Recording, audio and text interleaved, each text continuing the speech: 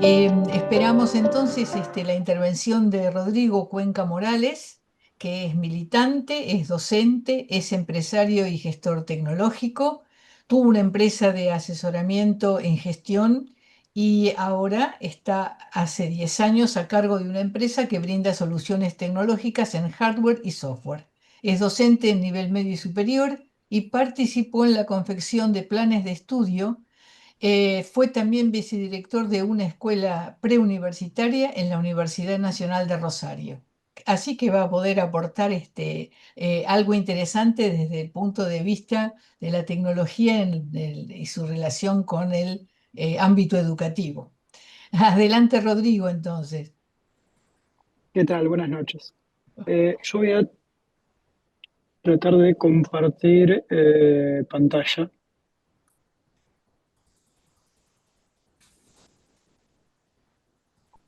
Bien, porque la presentación que les traigo tiene dibujitos.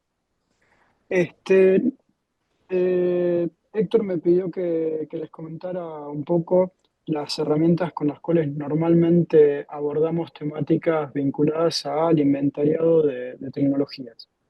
Eh, Vamos a transitar por tres herramientas: el árbol tecnológico, ciclo de vida de las tecnologías y cadenas y redes de valor.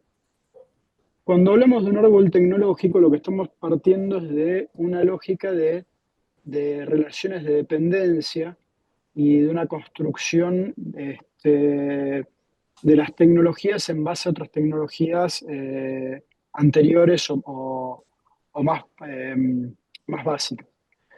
Esto nos va a generar dos fenómenos. Un fenómeno de dependencia propiamente dicho. Nosotros no vamos a poder construir carros, como en el ejemplo si no tenemos la tecnología de la rueda, pero a su vez nos va a generar un efecto de tracción tecnológica o tracción del desarrollo tecnológico. Si nosotros impulsamos el desarrollo de carros, vamos a impulsar el desarrollo de la carpintería en el territorio. Nosotros podemos enfocar el árbol tecnológico tanto desde un punto de vista territorial como un punto de vista empresarial. La lógica de un punto de vista territorial, no nos va a... el foco va a estar más dado en la promoción de determinadas tecnologías que traccionen el desarrollo de otras y que convoquen a los actores del territorio a participar de eso. Un ejemplo interesante de eso puede ser la industria automotriz en la Argentina en los años 40, que con el peronismo empieza a traccionar un montón de otras industrias, y de ser un país que no producía ningún vehículo, empieza a tener un montón de fábricas de vehículos y un montón de eh, fábricas autopartistas que son proveedoras de las fábricas de vehículos, y genera todo un traccionamiento del desarrollo tecnológico y de la ciencia aplicada en la metalurgia, en un montón de rubros. Cuando nosotros hacemos un enfoque de un árbol tecnológico en empresas, vamos a tomar una estructura en la cual nos va a importar pensar un potencial tecnológico industrial de la organización. Y ese potencial va a estar asentado en tecnologías genéricas que estén en propiedad de la organización o disponibles en el territorio. Si uno quisiera ponerse a fabricar determinadas tecnologías en la Argentina sin tener proveedores en el territorio y sin tener dominio de las tecnologías genéricas que la componen, sería costosísimo. Sería inviable desde un punto de vista logístico y de dependencia tecnológica. Entonces, esta estructura lo que nos va a hacer es poder permitir mapear cuáles son las tecnologías genéricas que están vinculadas al potencial tecnológico que uno percibe, y con ese potencial tecnológico uno va a establecer líneas en las cuales se van a identificar las tecnologías, mercados y productos que uno va a ir tratando de colocar. Nosotros con Héctor ya hace algunos años trabajamos en un convenio de extensión entre UNR y la UTN, entre la Universidad Nacional de Rosario y la Regional Rosario de la UTN, y en una línea de proyectos que se llamó Manuel Belgrano. Esto estamos hablando año 2012, 2015, este, pleno gobierno de Cristina. Y trabajamos con la empresa Kretz de Rosario, que es una empresa que hace balanzas de mostrador y elementos de pesaje de pequeña escala. No hacen hacienda, no hacen básculas de camiones, pero tienen un desarrollo interesante en términos tecnológicos y están exportando, en aquel momento estaban exportando a cerca de 11 países. Habían abierto una filial en México, estaban abriendo otra filial en España, y nos convocan para, con este proyecto, armar un estudio de mercado para Turquía, Arabia Saudita y Vietnam. Y dentro de ese estudio se hizo un análisis del árbol tecnológico, en el cual se establecieron cuáles eran las tecnologías genéricas bases en las cuales se asentaba el potencial industrial de la empresa, y de ahí cuáles eran los nichos en los cuales, los productos con los cuales se podía eh, abastecer a los distintos mercados. Eh, el enfoque de un tecnológico es fundamental, y son hasta el punto en el cual ahora estamos viendo cómo está en, no sé si en fracaso, pero sí ha fracasado en los tiempos planteados el desarrollo de una filial de TSMC en Estados Unidos. Trump, esto ya venía el convenio planteándose desde el gobierno anterior, pero Trump bajó una cantidad de fondos enorme, algo así como 70.000 millones de dólares, una locura, para empezar a fabricar microprocesadores y poder abastecer de microprocesadores a las empresas estadounidenses producidos en territorio de Estados Unidos. Se estableció que iba a ser en una zona cercana a Las Vegas, y se bajó una cantidad de dinero enorme, y hoy en día han pasado ya varios años y siguen comprando a Taiwán los microprocesadores. Originalmente iba a ser una empresa joint venture entre Apple, Intel, AMD y Nvidia. Luego se planteó, cuando descubrieron que no tenían la capacidad de hacer a corto plazo eso de forma individual. este, Plantearon con TSMC, que es casi prácticamente un monopolio, o es el principal actor en producción de semiconductores. Le plantearon a TSMC que arme una filial y traerse ingenieros de Taiwán y demás, y aún así hoy en día no lo han logrado establecer. Existe un mito capitalista de que todo se compra con dinero, y hay desafíos que uno no los puede sobrellevar poniendo más plata. Este, el análisis estratégico de un árbol tecnológico nos puede permitir ver qué tan posibles son algunos desafíos, no solo en busca de una economía de recursos, sino inclusive posibles por más que uno no tuviera en cuenta los recursos.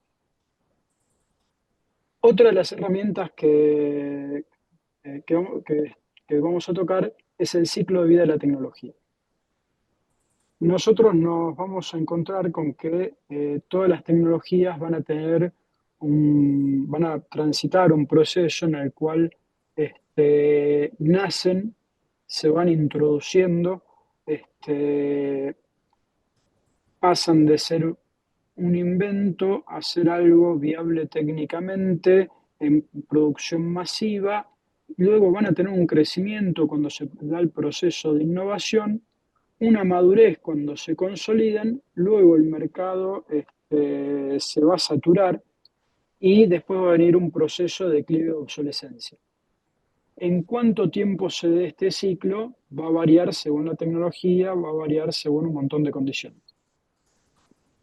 Dentro de este ciclo se va a poder representar en una lógica en la cual las prestaciones técnicas a lo largo del tiempo van a pasar en una etapa inicial, en el nacimiento y hasta que empieza la parte de crecimiento, en el cual prácticamente no hay prestaciones técnicas, pero se está generando conocimiento base para esas tecnologías, capacidades productivas y demás. Cuando se logra establecer esa base tecnológica, este, y si el mercado lo permite, se va a dar una etapa de crecimiento en el cual va a haber un progreso muy acelerado de esa tecnología, una gran masificación, va a tener muchas innovaciones incrementales y demás, hasta que va a empezar un proceso de estabilización y de madurez, este, y va a llegar a un límite tecnológico y a un límite de mercado que va a producir que se estanque hasta el momento en el cual empiece su decadencia. Uno podría considerar una curva inversa esta pensando en términos de un costo neto, de un costo o o la inversa de los resultados. ¿Por qué? Porque en la etapa inicial probablemente los costos sean altísimos y los ingresos prácticamente nulos. En la etapa de crecimiento se va a invertir ese proceso y realmente la ganancia va a estar cuando se haya amortizado toda esa etapa de inversión y uno empieza a tener una tecnología madura que tiene un mercado prácticamente saturado. Traje para conversar dos ejemplos de ciclo de vida de la tecnología. Uno es el de los discos rígidos electromagnéticos. Nace el disco rígido en 1956 y va a tener una etapa de nacimiento que va a durar hasta los años 70, en el cual eran eran de gran tamaño, eran discos rígidos que eran grandes como una heladera, se usaban para los mainframes. El caso del disco rígido, el IBM 350, era un disco rígido de 5 megas que costaba, no se vendía, sino que se alquilaba y costaba varias decenas de miles de dólares por mes el uso de ese disco rígido. Eh, Entre los 80 y los 90 va a haber un proceso de miniaturización, de masificación, va a llegar el disco rígido hasta computadoras personales, va a tener una gran baja de costos y va a empezar a presentar limitaciones tecnológicas. Eh, los discos rígidos son discos metálicos que tienen unos cabezales electromagnéticos, van grabando y leyendo información que están colgando de un bracito, y mientras que el disco rígido giran los últimos a cerca de 7.200 vueltas por minuto, el bracito se va moviendo y va ubicando la información dentro de ese disco. Esto genera, por un tema de inercias, por un tema de limitaciones de una tecnología mecánica, genera límites de velocidad y genera ciertas fragilidades con respecto a vibraciones. En los años 2000 y en la década del 2000 y el 2010, esta va a ser la tecnología dominante, pero va a empezar a aparecer de forma incipiente la tecnología de almacenamiento de estado sólido.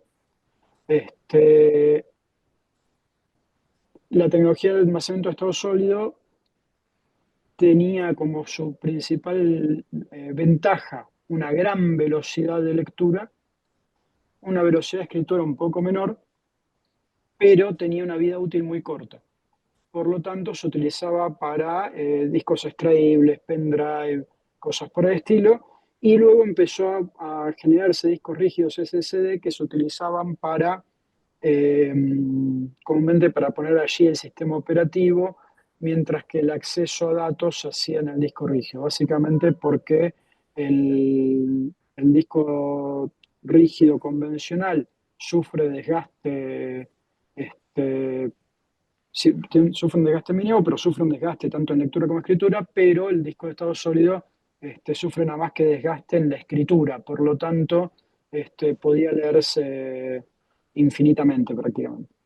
Eh, Hoy en día, ya del 2010 en adelante y en la actualidad, el tiempo de vida útil de un disco rígido de estado sólido y ya es prácticamente similar a un disco rígido mecánico, electromagnético, y han alcanzado en costos y se han desarrollado los tamaños y las capacidades de almacenamiento apropiadas. Por lo tanto, hoy en día está convirtiéndose en la nueva tecnología dominante. Y acá lo que nos estamos viendo es que esa curva del ciclo de vida de la tecnología se solapa con el de la curva del ciclo de vida de la tecnología que lo va a reemplazar. Mientras que una estaba entrando en su madurez, en su etapa de madurez y de saturación, la otra estaba entrando en su etapa de nacimiento y entrando en su etapa de crecimiento. Otro ejemplo podríamos tomar es el de la telefonía cableada. La telefonía cableada van a ser con Graham Bell en 1870, hasta la década de 1900 van a haber algunas redes telefónicas muy incipientes para personas muy, muy ricas, para empresas, van a usarse conmutadores manuales. Durante gran parte del 1900 y acercándose a 1950, recién van a empezar a aparecer la conmutación analógica, pero existían las salas en las cuales habían telefonistas que eran las que hacían un pacheo para conectar las distintas líneas telefónicas. Este, ya entrando en los años 50 y con la conmutación analógica, esto va a permitir un acceso más masivo a las redes telefónicas, y entre los 50 y los años 90 se va a generar una saturación de mercado, una comoditización del acceso a la telefonía, y va a empezar a surgir lo que sería la telefonía digital, primero con conmutación digital y luego con el transporte de la, de la información sonora de manera digital. De hecho, cuando fue el proceso de privatización de Entel, Entel ya tenía compradas las centrales telefónicas digitales y estaba a la orden de no conectarlas, estaban tapadas con lonas. Eh, Cuando se privatiza, Telefónica y Telecom salen a brindar líneas rápidamente y demás, porque todo el costo de inversión, de montaje, de infraestructura ya lo había hecho Entel, y lo capitalizan las empresas que compraron la privatización. Este, Nosotros vamos a tener a partir del año 2000 un proceso de saturación y declive de la telefonía fija o telefonía cableada por el acceso a Internet, a lo que sería la telefonía por voz IP, la telefonía celular, y hoy en día inclusive el uso de mensajería y de videollamadas está reemplazando inclusive la telefonía celular. Este, y acá otra vez nos encontramos como el ciclo de vida de esta tecnología se solapa desde los 90, 80, 90, con el nacimiento de la tecnología que va a ser la que la reemplace. Todo esto uno debería poderlo enmarcar dentro de lo que serían las cadenas de valor o los encadenamientos productivos. Cuando se habla de las cadenas de valor, nosotros vamos a estar planteando a la organización en el centro, hacia el lado, hacia atrás, hacia la izquierda, hacia atrás en esa cadena de valor, uno va a ver la cadena de suministros y hacia adelante de la organización uno va a ver la cadena de distribución. Esto nos permite, si el análisis es lo suficientemente inteligente, ver un montón de oportunidades estratégicas y tener un mayor dominio de dónde está parada una organización.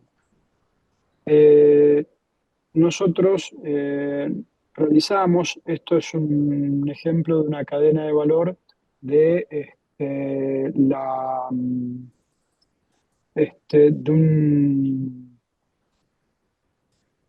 de una antena de vigilancia tecnológica en la cual participamos allá por el 2011, más o menos, 2012.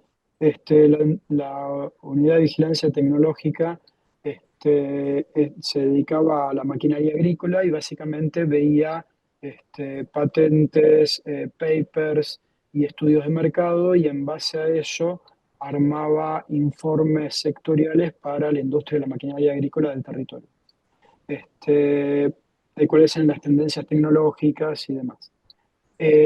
Sobre esto, nosotros establecimos un análisis de cadena de valor y nos encontramos con que, si bien el principal destinatario teóricamente eran las empresas, nosotros también llegamos a las empresas a través de cámaras empresariales, a través del Estado Nacional y Provincial y a través de las universidades, como si fuera nuestra cadena de distribución de este producto, que era esta información procesada. Y nosotros nos estábamos abasteciendo de bases de datos de indexación de patentes, revistas científicas, bases de datos de universidades y observatorios y consultoras para ver las realidades de mercado, así como un seguimiento de los marcos legales de los territorios objetivos. Este, la Las cadenas de valor deberían tratar de analizarse, obviamente, uno parte con un foco mayor en lo que está más cerca de la organización y un foco, y se va perdiendo un poco el enfoque a medida que uno se va alejando y acercando más a los sectores primarios. La, mm, Desde el punto de vista de un análisis estatal y no solo de una organización o de una empresa, uno debería tal vez no solo ver la cadena de valor planteándose en un rubro específico, sino a su vez ver la red de valor y los actores que van entrelazándose dentro de esa red de valor. El concepto de red de valor básicamente toma distintas o cadenas de valor que están en el mismo sector y empieza a ver los entrelazamientos y cómo se van generando esas relaciones de abastecimiento y demás. Dentro de los ejemplos que trajimos respecto al tema de usos de cadena de valor, acá menciono tres. Mientras que estábamos haciendo la previa, me acordé de un cuarto. El cuarto era el proyecto del bono tomate, que hizo el IPP, el Instituto para la Producción Popular, la organización que fundó Enrique Martínez en el 2015-2016. Eh, y habían hecho un proyecto en provincia de Buenos Aires en el cual, analizando la cadena del valor del tomate y su impacto en la inflación, lo que planteaban era optimizar esa cadena de suministros, saltear sectores y que el productor, que era el que menos cobraba, llegara de una forma un poco más directa al consumidor, que en ese momento estaba pagando eh, precios leoninos por el acceso a las frutas y verduras. Esto se estableció con convenios con horticultores de la provincia de Buenos Aires, y la logística se estableció en su momento, si mal no me equivoco, con unidades básicas de la provincia de Buenos Aires. El proyecto fue muy interesante. Los productores vendían cerca del doble de lo que vendían a sus interlocutores normales, y los consumidores compraban la mitad de lo que se compraba el precio de verdulería, con lo cual el consumidor compraba la mitad de precio y el productor vendía el doble. Eh, Uno de los proyectos un poco similares que se dan en la ciudad de Rosario, lo organizó la gente de Ciudad Futura ya hace muchos años, tiene cerca de 10 años funcionando. Es la misión antiinflación. La misión antiinflación es un proyecto similar básicamente es un pool de compras y pero con una visión de construcción de redes ciudadanas. Entonces, uno para poder abastecerse en la misión antiinflación, uno tiene que formar parte de un grupo de familias, de casas, que compran todas juntas, hacen el pedido todas juntas y tienen que distribuirse esa compra ellos mismos. Y la gente de Ciudad Futura lo que hace es adquirir al por mayor a muy buen precio, fraccionar para cada uno de estos grupos de compras y entregar en el momento que se pacta, para que el grupo de compras luego se lo reparta entre ellos. Es un proyecto muy interesante y también trabaja alrededor de la idea de saltearse eslabones dentro de la cadena de valor. Eh, Otro ejemplo interesante puede ser el pool de compras de las cooperativas de consumo que impulsó la Federación de Cooperativas de Consumo de la Argentina. Esto está apalancado por la principal cooperativa de consumo, cooperativa de consumo, la Cooperativa Obrera de Bahía Blanca, que tiene cerca de 100 supermercados, un par de shopping, es realmente enorme y es el principal competidor de la Anónima en el sur. Ellos básicamente lo que hicieron con la federación es abrir su gestión de compras para decir, bueno, compremos todas las cooperativas de consumo juntas y bajemos los costos para todos. Eh, y la otra integración que me pareció interesante fue el fenómeno de los microprocesadores en base de RM de Apple. Este, Apple lanza el iPhone en el año 2007. Eh, Ellos tenían como socio estratégico a Intel y le plantean a Intel que querían procesadores ARM, que es una arquitectura de procesadores que tiene muy bajo consumo y es lo que se utiliza para dispositivos móviles. Intel les plantea que no tiene interés en hacer ese desarrollo, entonces ellos terminan yendo a otros proveedores, y en ese mismo año deciden desarrollar su área de desarrollo de microprocesadores. ARM es un estándar con una licencia paga que le pertenece a una empresa inglesa y permite que empresas utilicen ese estándar para hacer sus desarrollos en microprocesadores y luego la gran mayoría le compran TSMC la producción de ese microprocesador.